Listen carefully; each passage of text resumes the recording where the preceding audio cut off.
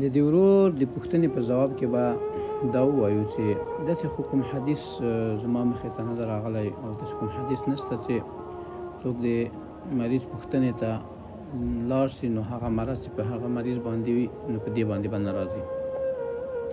البته یو حدیث د رسول الله صلی الله علیه وسلم شته چې رسول الله فرمایي من رأى مبتلا فقال الحمد لله الذي عافاني مما ابتلاك به وفضلني على كثير ممن خلق تفضيلا لم يصبه ذلك البلاء.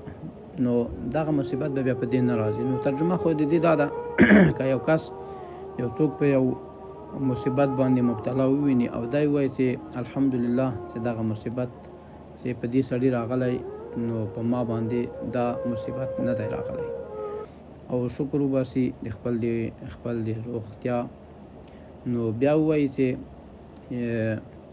یا الله زه دې له ډېرو مخلوقاتو نه غوره ګرځولی یم.